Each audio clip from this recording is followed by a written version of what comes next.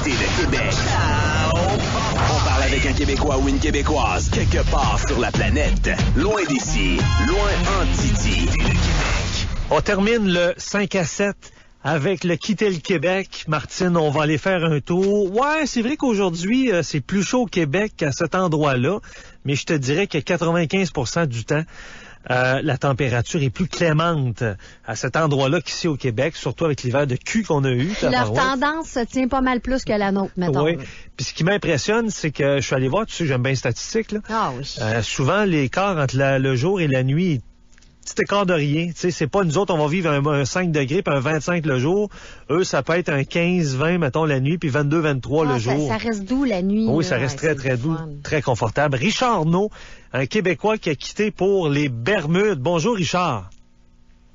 Bonjour. Hey, je suis content de te reparler parce que je me souviens au début de quitter le Québec, peut-être il y a 3 ans. Je pense que tu as été notre 2e ou 3e intervenant. On t'avait posé plein de questions. Tu étais là depuis quelques semaines, puis tu n'avais pas eu toutes les réponses. Non, exactement, oui. Hein, au niveau température, est-ce que tu confirmes qu'il y a peu d'écart entre la nuit, le minimum de nuit et le maximum de jour? Je dirais que l'été, l'été qu'on considère comme étant fin mars, début avril, jusqu'au mois de novembre, l'écart est pas énorme. Mais l'hiver, l'écart est un petit peu plus grand. Parce que ça descend des fois la nuit à 9 degrés, 10 degrés. Puis le jour, ça se tient aux alentours de 14, 15. Mais c'est très humide. Ouais. Donc, on sait que quand c'est très humide puis qu'il fait frais, c'est pas toujours confortable. Pour les gens qui n'ont jamais mis les pieds là, qui se posent encore la question où c'est situé, à qui ça appartient, les Bermudes, c'est une petite île de rien. Je pense que c'est 53 000 km². Parle-nous-en un peu de l'aspect géographique, là, puis à quel endroit c'est situé c'est dans la mer de l'océan Atlantique. Oui. Je vais te corriger, 53 000 km, ce serait une très grosse île. C'est 53 km². Oh, excuse-moi, oui, je me suis trompé, là. Hey, c'est tout petit, 53 km², là. Oui, 53 km².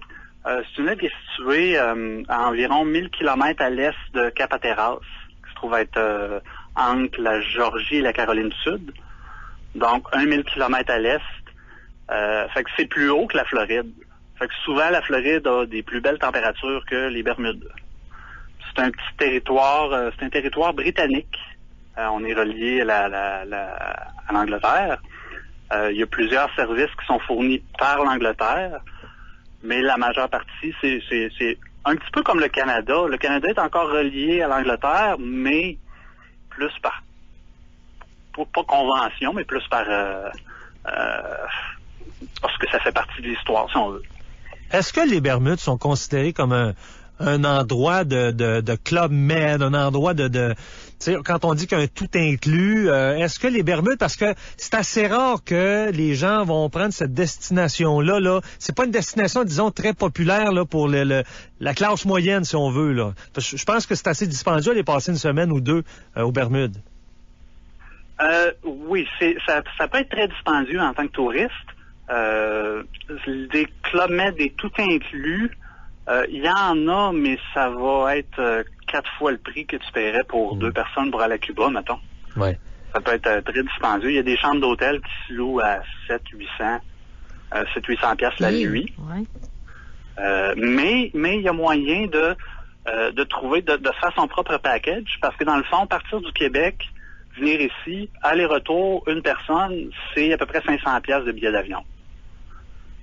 Fait que j'ajoute là-dessus, il y a différents petits hôtels, des bed and breakfast, des appartements que tu peux louer à 150, 175, en bas de 200 piastres la nuit pour 2 personnes, avec la cuisine et tout. Fait qu'il y a moyen de faire un voyage, oui, qui va être un peu plus dispendieux que d'aller dans un tout inclus, par exemple, mais tu es vraiment libre, tu peux aller partout sur l'île, il n'y a pas d'endroit où les touristes, il y a du danger pour eux autres. Puis il y a énormément d'activités, il y a énormément de petits spots touristiques à voir. Puis le nombre de plages, tu loues un petit bateau, ça coûte 150$ pour 4 heures. Tu fais un petit bateau, tu te promènes, puis oups, tu trouves une petite plage, il n'y a personne là. Tu t'en vas te parquer là, tu passes une petite après-midi sur une plage, tout seul. Il y a plein d'activités sportives, du jet ski, il y en a un autre que j'ai vu tout à l'heure, je me souviens pas le nom. C'est comme propulsé par un moteur de jet ski, mais tu es debout. Oui. Puis tu lèves à peu près à 30. C'est nouveau, ça. Tu flottes dans les airs, là. T'es comme sur un board, là, puis c'est l'eau qui te propulse dans les airs. Ouais, c'est nouveau, ça, comme trip. On a vu ça un peu circuler aux États-Unis aussi, hein. Si exemple, tu veux aller avec ta blonde, passer du bon temps au mois de janvier, c'est pas l'idéal, les Bermudes. Ça va être trop froid au mois de janvier. Ouais, au mois de janvier, les seules personnes qui vont se baigner au mois de janvier, c'est vraiment des touristes ou des Canadiens.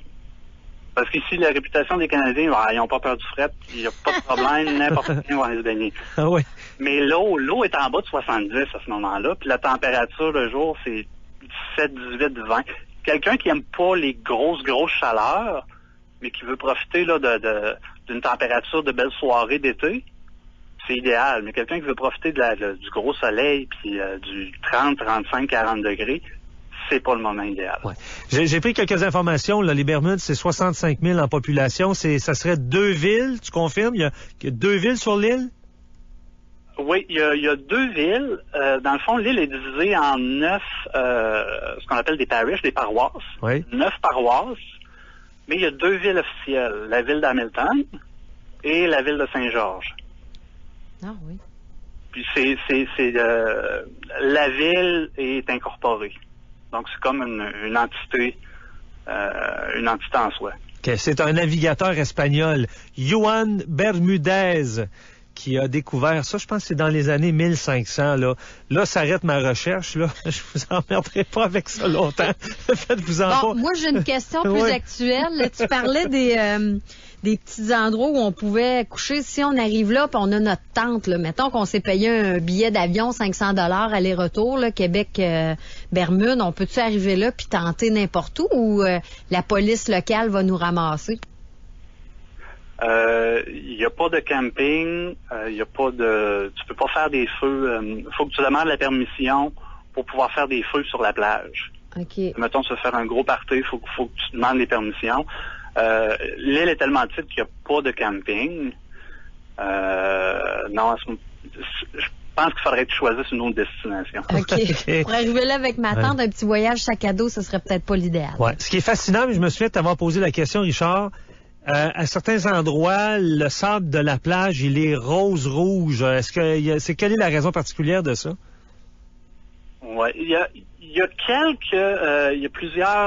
quelques histoires à propos de ça. Mais la raison officielle, c'est un micro-organisme qui fait partie de la famille des planctons. Ils appellent ça le Foraminii. C'est un organisme unicellulaire d'à peu près... C'est bizarre parce que c'est unicellulaire, mais ça a une coquille qui est rosée. C'est environ 1 mm. Les plus gros grossissent à 1 mm. C'est un petit organisme qui vit dans l'eau. Quand il meurt, il est transporté par les vagues jusque sur la rive, ce qui fait que le sable devient rosé. Okay, c'est le mélange du grain de sable et de ce micro-organisme-là qui donne cette teinte-là. Exactement. Ouais. Il y en a qui disent que c'est les coraux qui s'effritent. Il y en a qui disent que c'est des parrotfish, poissons perroquets. Qui mangeraient des organismes rosés et qui les laisseraient aller par la suite. Donc, on marcherait sur les restants de gestion d'un poisson, mais encore là, c'est comme c'est une histoire, là. C'est pas la réalité. C'est une légende urbaine. Le salaire moyen sur l'île, 69 000 par année. Toi, t'as quitté pour quelle raison? Est-ce que tu es un comptable? Parce que on s'entend, là, c'est pas n'importe qui peut avoir accès à l'île et y rester, y demeurer, y travailler là. Je suppose que... Quelles ont été les étapes? Qu'est-ce qui fait que tu es allé là? Est-ce que c'est une compagnie qui t'a sollicité, Richard? Moi, ça a débuté... à Québec, je travaillais dans le domaine boursier. Je faisais de la programmation de logiciels de transactions automatisées à la bourse. Puis ça a décliné tranquillement jusqu'au début 2012, janvier 2012. J'ai fait un peu de chômage, fait que je me dis c'est le temps de trouver un autre emploi. Je cherchais à l'extérieur du pays, j'ai cherché dans l'ouest du pays aussi, mais je trouvais rien vraiment qui était attirant jusqu'à temps que je vois une annonce pour les îles Caïmans. J'ai contacté le recruteur, j'ai envoyé mon CV. Il m'a rappelé le lendemain. On a discuté pendant plus d'une heure. Puis par la suite, lui, il m'a dit cette place-là aux îles Caïmans, peut-être pas, mais aux Bermudes, j'ai peut-être quelque chose pour toi. Dans les 3 jours qui ont suivi, j'avais une entrevue avec l'entreprise pour laquelle je travaille ici présentement. Ça s'est fait en dedans de 3 mois. J'ai eu mon entrevue au mois de juin, puis je commençais à travailler le 4 septembre. Concernant les emplois que le monde peut obtenir ici, il y a vraiment de tout. Parce que l'île est petite, il y a pas d'université, il y a des collèges, il y a l'école primaire, secondaire, l'équivalent là, jusqu'au high school. Au high school, oui. Il y a Bermuda College qui donne des cours un petit peu comme on pourrait dire le DEP. Oui.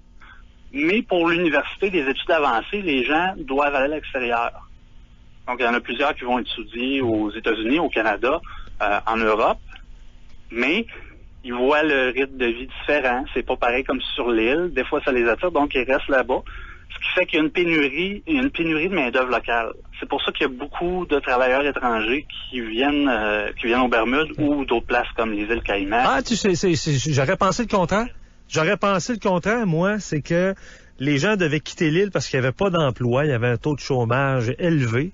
Alors, tu me dis que ce serait le contraire. C'est peut-être parce que ce sont des jobs de base, là, de service, peut-être, plus que... Des jobs, ouais, ben c'est certain que tu peux avoir des emplois moins bien rémunérés. C'est certain que quelqu'un qui travaille comme caissier dans une épicerie gagnera pas 70 000. Non. Mais il y a énormément d'emplois. Ici, c'est le centre principal de réassurance de risque au monde. C'est ici qu'il y a la plus grande concentration de compagnies de réassurance. Ce qui fait qu'il y a une grosse demande dans le domaine de l'assurance, la programmation, des finances, tout ce qui a trait au côté qu'on associe souvent au paradis fiscal. Ben, c'est ça, j'étais pour dire, on s'en va vers un paradis fiscal, là. C'est déclaré comme étant un paradis fiscal, les Bermudes. Ben, c'est un paradis fiscal, mais il y a des lois qui sont en place que le monde oublie. Mais toi, là, quand je connais pas ton salaire, mettons que tu fais 100 000 en ce moment aux Bermudes, on va te demander une participation en impôt qui se situe à quel niveau? L'imposition aux Bermudes, c'est un tarif fixe. Tout le monde paye le même taux d'imposition, qui est 5,25 %. OK, une flat tax, là. Oui, flat tax, mais en réalité, c'est pas une flat tax, c'est une flat tax pour l'employé, mais pour l'employeur, ça varie entre 7,5 et 14 %. Donc, le maximum qu'un employé coûte retourne en impôt au gouvernement, c'est 14 %. Donc, quelqu'un qui gagne 750 000 va quand même payer juste 5,25 %. C'est l'employeur qui paye la différence de l'imposition. Aïe aïe. C'est un impôt sur le salaire et non sur le revenu. Donc, si tu as d'autres revenus que le salaire, ne sont pas imposables. Donc, c'est un déplacement, des déplacements élevés, il y a des intérêts, ça te rapporte un 7, 8, 10, 15, 20, 100 000 supposons. On ne percevra pas d'impôt là-dessus. Non. Intéressant. C'est normal. C'est normal, non? Quelles sont les dépenses de cette île-là? Je veux dire, il n'y a pas de voirie ou pratiquement peu, là. Il n'y a pas de neige l'hiver. Est-ce qu'il y a beaucoup de policiers? Les hôpitaux, comment ça fonctionne? Là? Donne-nous quelques infos là-dessus. Côté voirie, ben oui, il y en a. Même que la fonction publique des Bermudes a un pourcentage très élevé de la population. Si je me trompe pas, c'est au-dessus de 5 000 employés d'État. Hey, ils font quoi? Ils font quoi, Richard? Je dis, il y a pas de neige, on gratte pas. Le gazon, on a coupé le gazon aux 2 semaines à l'année. Non, ben c'est l'entretien des routes, le nettoyage. Il y a pas de déchets qui traînent nulle part à terre. Oui. Il y a des poubelles un peu partout sur la rue. Puis même que les poubelles ont un cendrier sur le dessus. Fait qu'il n'y a même pas de top de cigarettes qui traînent. Ouais, mais les ordures, c'est les municipalités, c'est pas l'État, c'est pas le. En principe, ce sont les municipalités qui font ça? Comme il n'y a pas vraiment de municipalité ici, il y a des entreprises privées qui sont engagées par le gouvernement pour s'occuper de ramasser les ordures. Oui. Il y a la Corporation of Hamilton, qui se trouve être comme un petit peu la compagnie de la ville, qui s'occupe de l'entretien des routes, faire le pavé qui est brisé, l'émondage des arbres, parce qu'étant donné ici, ça pousse 12 mois par année, les routes sont étroites, il y a beaucoup de verdure, donc les branches se ramassent dans la route. Fait qu'il y a toujours de l'entretien qui est nécessaire, même s'il n'y a pas de neige. Oui. Est-ce que, là, je fais du coq à l'âne, mais est-ce que les Bermudes est un endroit ciblé par les ouragans? Est-ce que souvent vous avez à vivre, parce que la période là, qui débute fin de l'été jusqu'à décembre, janvier, là, est-ce que souvent vous êtes frappé par les ouragans? La saison des ouragans ici, c'est de juin jusqu'à fin novembre. L'île est tellement petite que c'est rare que l'ouragan va frapper de plein fouet. Moi, jusqu'à présent, j'en ai vécu 2 depuis septembre 2012. Puis en fait, j'ai vécu tous les 2 en 2012. L'année passée, il n'y a pas eu d'ouragan du tout. Il y a eu des tempêtes, il y a beaucoup de vent, il y a beaucoup de pluie. Mais un ouragan qui frappe en tant que tel l'île, le dernier, je crois que c'était en 2008, si je me trompe pas. L'ouragan Fabian, je me souviens pas si c'est 2008. Ouais. Fait que oui, il y a possibilité que les ouragans frappent, mais la plupart du temps, ça va passer sur la côte ouest américaine, entre les Bermudes et les États-Unis. Oui. Tu me dis... Sur la côte est. Souvent Oui, sur la côte est, surtout, oui. Oui, Martine. Richard, tu parles de pluie, là. Est-ce que c'est comme quand tu vas dans le sud, là, quand il pleut, ça tombe 15 minutes, après ça, c'est terminé, ou c'est un peu plus comme ce que tu peux retrouver là, par ici? Tu peux avoir des journées complètes de pluie? Il y a des journées complètes de pluie, même des fois des semaines complètes de pluie. Il va arrêter de pleuvoir des fois la nuit un peu. Dans cet hiver, la pluie, c'est souvent justement de décembre jusqu'à fin mars. Là, c'est plus comme on appelle la saison des pluies ou l'hiver. À ce moment-là, il peut mouiller 4 ou 5 jours par semaine, puis ça tombe. Ça tombe assez pour que des fois, il y a des routes qui soient condamnées parce qu'il y a trop d'eau dans la route. On peut vraiment pas passer. Mais c'est pas quelque chose c'est pas quelque chose que vous aimez là-bas aux Bermudes, là, parce que j'avais déjà vu que vous la récupérez, l'eau de pluie. Ben oui. Oui, c'est ça. Les toits des maisons sont faits en fonction qu'on récupère l'eau de pluie. Vous gardez ça dans des réservoirs, vous servez de ça pour la douche, le bain. Exactement. Il y a pas de système d'aqueduc qui couvre l'entièreté de l'île. Il y en a un qui va couvrir justement les Hamilton et Saint-Georges. Il y a un système d'aqueduc. Puis en périphérie, il y a certains endroits où il y a un système d'aqueduc que tu peux être connecté dessus, mais tu t'en sers seulement si ta tank est vide. Okay. Mais c'est bien rare que ta tank se vide. Moi, j'ai jamais manqué d'eau. Fait que oui, c'est certain que quand il pleut, on se dit pas, la tank se remplit, puis de toute façon, à 23, 24, 25 ou 28 degrés quand il mouille... C'est moins tannant un peu. Hein? C'est moins tannant un peu, c'est pas frais. Non. Hey, je veux vraiment revenir, j'allume sur ce que tu as dit tantôt, là. Un taux d'imposition à 5 %. Donc, quelqu'un qui fait 100 000 $ par année sur l'île va payer que 5 000 $ en impôts. Oui. Okay. En fond, dit-il tout bonnement. On sait que la journée d'affranchissement d'impôts au Québec, c'est quoi? C'est le mois de juin. Mois de juin. À la mi-juin, Vous êtes à la veille de commencer à travailler pour vous autres. Oui. Ici, ben, après 3 semaines, tu as payé ton impôt de l'année. Bon, Danny, veux-tu qu'on arrête l'entrevue là, ou quoi? Aïe, aïe, ça ramène. Mais comment on fait pour subvenir à ses besoins? Est-ce que c'est simple, où les salaires sont tellement élevés que les revenus que ça rapporte au pays ou à l'île, c'est autosuffisant? Les revenus de l'île, oui. Le fait que les salaires soient élevés, un petit pourcentage d'un gros montant va toujours rapporter plus qu'un gros pourcentage de petits montants. Oui. Mais un des revenus majeurs de l'île, c'est les taxes d'importation. Parce que on dit souvent, il n'y a pas de taxes aux Bermudes, on s'en va à l'épicerie, on achète du vin, il n'y a pas de taxes. Non, mais vous n'êtes, c'est ça, vous n'êtes pas autosuffisant, là. Tout ce qui est consommé sur l'île, ça vient de l'extérieur. Il y a énormément d'importations de produits OK. Donc, c'est là, étant donné... c'est là, Richard, que ça va vous coûter un bras, exemple, des fruits qui poussent pas sur l'île ou je sais pas. De l'eau ou tout simplement des meubles ou peu importe, là, tout produit de consommation, ça doit coûter un bras, là.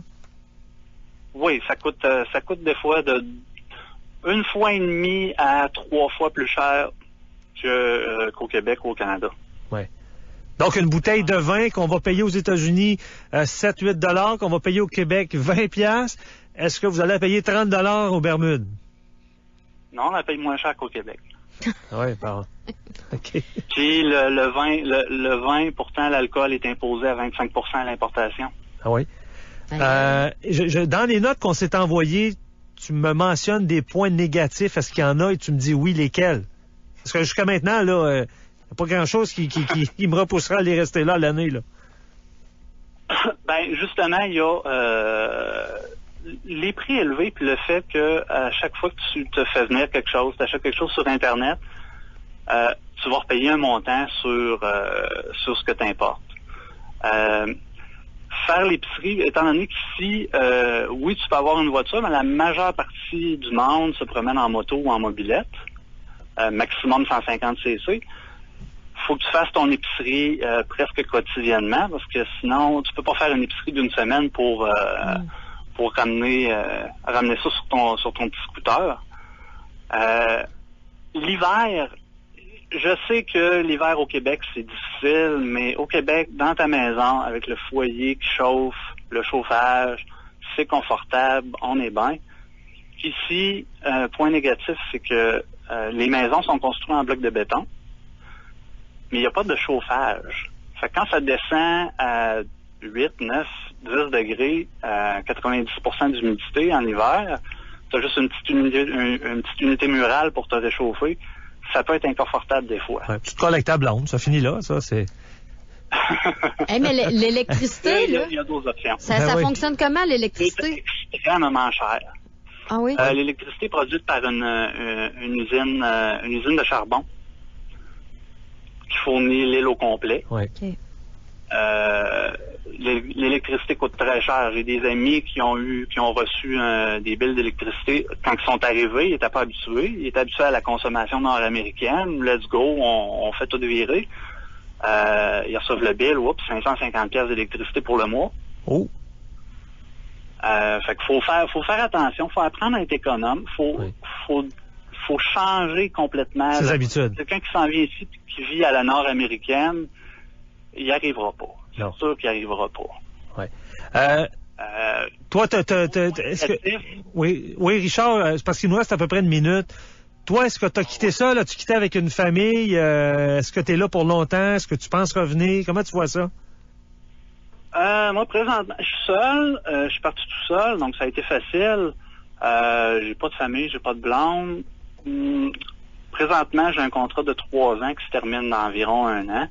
Je sais pas encore ce que je vais faire par la suite. Est-ce que je vais rester pour un autre 3 ans ou est-ce que je vais quitter pour un autre endroit? Je suis en train de regarder les options, mais le Québec n'est pas une destination qui Richard Naud, merci beaucoup. Toujours un plaisir. Puis si on va faire un tour aux Bermudes, ben on ira te voir. Oui, ce sera pas dur à trouver dès les petites. OK. Merci beaucoup. Salut. Merci. Bye. Bye-bye. Ben, écoute, il y a des points positifs, il y a des points négatifs. Je sais pas, moi, c'est peut-être parce que la petite famille dit on se payait un trip de 5 à 10 ans. Faut que tu loues parce que tu peux pas acheter puisque t'es pas de la place. C'est très dispendieux. C'est le fun parce que c'est un changement d'univers. Ouais. Là. Moi, je suis allée là une fois ou deux. Puis j'ai bien aimé ça. Mais j'y avais été dans le temps des fêtes, puis c'était pas chaud, là. Ouais. Mais sinon, tu sais, c'est pour un trip, là. Mais pour aller s'établir à long terme, il y en a qui l'ont fait. Oui, il y a d'autres Québécois qui habitent là. Ouais, oui. Ils ont des clubs de sport aussi, là. En tout cas, t'as moyen de moyenner, de t'organiser. Mais pour le faire avec une famille, peut-être que ça serait peut-être un peu onéreux.